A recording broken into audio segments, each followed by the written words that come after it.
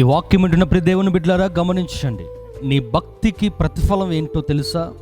మీలో ఎప్పుడైనా ఎవరైనా ప్రశ్నించుకున్నారా?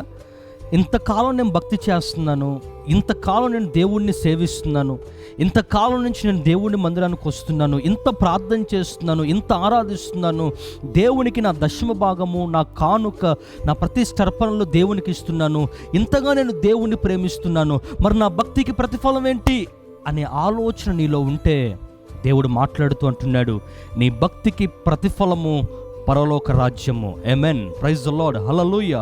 అదే వాస్తవమైన జీవము, అది నిత్య రాజ్యము.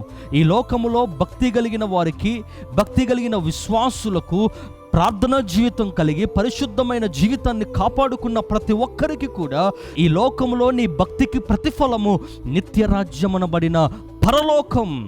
ఆ పరలోక రాజ్యం కొరకు అహర్నిశలను దేవుని సన్నిధిలో నీ భక్తిని కాపాడుకుంటూ, విశ్వాసాన్ని కాపాడుకుంటూ, ప్రార్థనా జీవితంలో ముందుకెళ్తూ సంపూర్ణత అనే అనుభవంలోకి నువ్వు వచ్చినప్పుడు నా దేవుడు పరలోక రాజ్యంలోకి నిన్ను స్వాగతింపచేస్తాడు. ఆమేన్.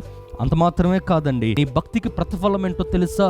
దేవుని కృప నీ కుటుంబం మీద శాశ్వతంగా ఉంటుంది. యుగ యుగాలు దేవుని కృప నీ కుటుంబం మీద విస్తరిస్తుంది. నువ్వు కనుమరుగైపోయినా నీ పిల్లల పిల్లల పిల్లల వరకు దేవుని కృప విస్తరించడం ప్రారంభిస్తుంది. ఆమేన్.